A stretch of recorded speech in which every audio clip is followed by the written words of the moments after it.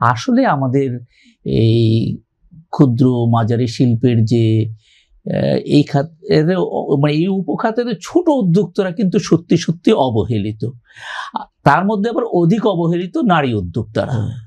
তো এই জায়গায় অর্থায়নের একটি বিষয় বারবার আসে। আমাদের সবকিছু তো আমরা রাজধানী কেন্দ্রিক চিন্তা করি, তো এই অর্থায়নের সাথে জড়িত ব্যাংক ও আর্থিক প্রতিষ্ঠান এবং সরকারের যে অর্থায়ন কাঠামো আছে সেখানেও কিন্তু ঘুরে ফিরে ওই রাজধানী কেন্দ্রিক তৎপরতাটাই চোখে পড়ায়। আপনি যদি সত্যি সত্যি এসএমআই এর সম্প্রসারণ চান, গতি আনতে চান এবং ঘুরে দাঁড়াবার যে কথা আপনি বলেছেন, তাহলে অর্থায়নকে গ্রামে নিয়ে যেতে হবে। অর্থাৎ ওখানে কিন্তু প্রচুর সংখ্যক উদ্যোক্তা আছে যারা সহায়তার অভাবে দাঁড়াতে পারছে না, তাদেরকে এই অর্থায়ন প্রক্রিয়ার আওতায় নিয়ে আসতে হবে। সরকার মাঝে মাঝে, যেমন এটা কোভিডের আগে থেকেই বাংলাদেশ ব্যাংক একাধিক দফায় স্টার্ট আপ ফান্ড করেছে এবং এই বছরখানেক আগেও 900 কোটি টাকার একটা তহবিল বরাদ্দ করেছে। তো এগুলো নিয়ে খুব জনপ্রিয় আলোচনা হয়। আসলে কি এরকম আলাদা আলাদাভাবে এই থুক বরাদ্দ দিয়ে, এই কোনো কর্মকাণ্ড ভিত্তিক বরাদ্দ দিয়ে এগুলো অর্থের অপচয় হয়। তার চেয়ে বরং সামগ্রিক অর্থায়ন ব্যবস্থাটাকে দক্ষ করতে হবে, গতিশীল করতে হবে এবং বিস্তৃততর করতে হবে, যেখানে সব শ্রেণীর ওই নারী উদ্যোক্তা, গ্রামীণ উদ্যোক্তা, কৃষিভিত্তিক উদ্যোক্তা, কৃষি সহায়ক উদ্যোক্তা, এই সবাইকে একসাথে নিয়ে আসতে হবে। তাহলে পরে এই খাতে ঘুরে দাঁড়াবার একটা অবস্থা তৈরি হতে পারে। এক্সট্রিম মশার কয়েল প্ল্যান্ট ফাইবার দিয়ে তৈরি, তাই সহজে ভাঙে না, সুগন্ধিযুক্ত ও নিরবিচ্ছিন্নভাবে জ্বলে। ডেঙ্গু, চিকুনগুনিয়া বাহি সহ যে কোনো মশার বিরুদ্ধে দেয় এক্সট্রিম সুরক্ষা। এবং আমি যদি একদম বলতেই চাই দায়িত্ব নিয়ে, যে ওই স্টার্ট আপ তহবিল বা এরকম বিচ্ছিন্ন তহবিল না করে সামগ্রিক তহবিল ব্যবস্থাকে দক্ষ করতে হবে। আমি একটু প্রশ্ন করতে চাই, রাদার আপনার কথার সঙ্গে আমি একটু অ্যাড করে দিলাম, আপনার আরেকটু কথা বলতে সুবিধা হবে। সেটা শুধু গ্রাম চিন্তা করেন না, গ্রাম না বলে আমরা যদি বলি যে এটা পুরো বাংলাদেশে সম্প্রসারিত হতে হবে। হ্যাঁ হ্যাঁ, যেখানে সব উদ্যোক্তা আছে সেখানে যেতে হবে।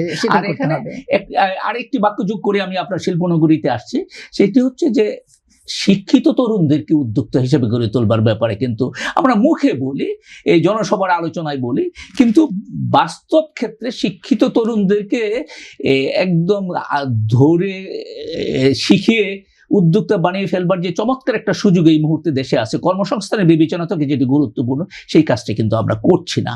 আমরা বলি যে এই ইন্ডাস্ট্রি একাডেমি রিলেশনশিপটা জোরদার করতে হবে।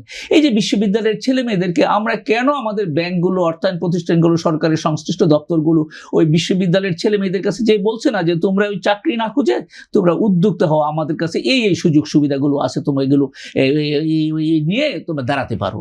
এই কাজটা কে করবে? এই কাজটা তো সংশ্লিষ্ট যারা স্টেক হোল্ডার, সরকারের দিক থেকে প্রতিষ্ঠান, ব্যাংক করবে বা ব্যাংক জাতীয় অর্থায়ন প্রতিষ্ঠান করবে, যারা যারাই এই সহায়তা দানের সাথে যুক্ত তারা সবাই করবে। এবং শুধু যে যাদের ঋণ দেওয়ার সুবিধা আছে শুধু তারা না, যারা প্রশিক্ষণ দিচ্ছে, যারা পরামর্শ দিচ্ছে, যারা একটা প্রোফাইল তৈরি করে দিচ্ছে, যারা একটি রপ্তানির তথ্য জানাচ্ছে, যে একটি বাজার সমীক্ষার তথ্য দিচ্ছে, এই সমস্তগুলো যে যার সাথে জড়িত তারা সবাই যে এই বিশ্ববিদ্যালয়গুলোর কাছে ঝাঁপিয়ে পড়তে হবে যে তোমরা ওই চাকরি খুঁজো না, আমরা তোমাদের পাশে এই সুবিধাগুলো নিয়ে আসি। এগুলো আমরা জনসভায় বলি, কিন্তু এই বাস্তব কাজে আমরা এই জায়গায় কাজটা করি না। তো এটি তো আপনি যেটি জিজ্ঞেস করছিলেন শিল্পনগরী, তো আমি যেহেতু এখন দপ্তরে নাই, আমার পক্ষে কথা বলা এখন সহজ, অতীত অভিজ্ঞতা, অতীত অভিজ্ঞতা এখন সহজ। আগের কথা ওনাকে বলে নি, আমাদের উদ্যোক্তাদের কাছে একটা বিষয় আছে, বেসিক মানে হচ্ছে বেসিক। আমি খুব একদম মন খোলা ভাবে বলি যে আমি ওখানে দায়িত্ব পালন করেছি, সেই কথাটা স্মৃতিবিদুলতার মতো মাথায় থাকছে তা না, একদম বস্তুনিষ্ঠভাবে আমার ঔচিত্যের বোধ থেকে বলি যে এই শিল্পনগরীগুলো বাংলাদেশের উদ্যোক্তাদেরকে অবকাঠামোগত সহায়তা প্রদানের ক্ষেত্রে বিসিকে জিজ্ঞেস করেন, যদি অফিসিয়ালি বলবে যে আমরা তারা ব্যাপক অবদান রেখেছে। আপনি শুরুতে একটু বলেছিলেন যে এই বিসিকের শিল্পনগরীতে ছোট ছোট উদ্যোক্তা হিসেবে যাত্রা শুরু করা পরবর্তী সময় অনেক বড় বড় উদ্যোক্তা হয়েছে, এরকম অনেকেই আছে যাদের নাম করলে আবার কারোরটা বাদ পড়বে, কারোরটা এই।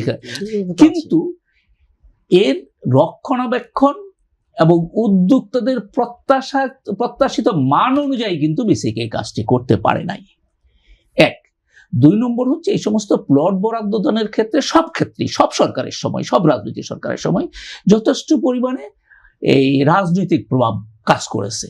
ফলে প্রকৃতপক্ষে উদ্যোক্তা হবেন কি হবেন না এটি নিশ্চিত না হয়ে এরকম বহু মানুষ আছেন যারা ওখানে প্লট বরাদ্দ নিয়ে আর বছরের পর বছর ফেলে রেখেছেন, এই কাজ করছেন না।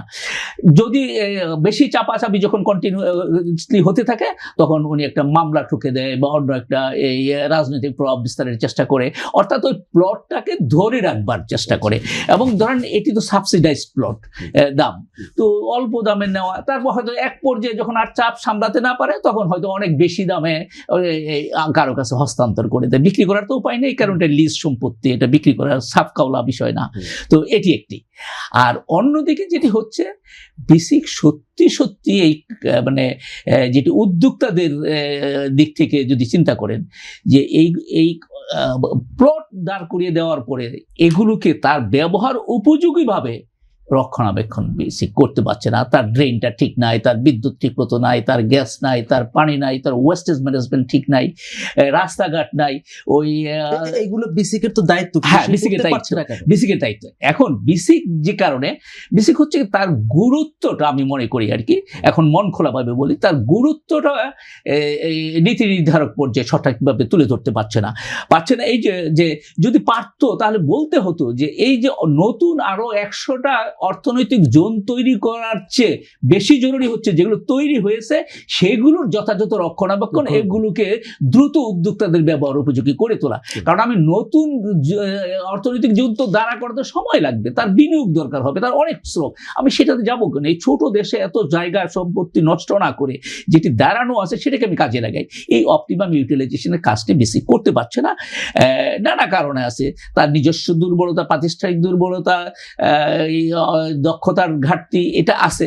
আবার একই সঙ্গে রাষ্ট্রের দিক থেকেও কিন্তু যথেষ্ট গুরুত্বের সাথে বিসিক ব্যবহার করার এই চিন্তাটাও যথেষ্ট নাই।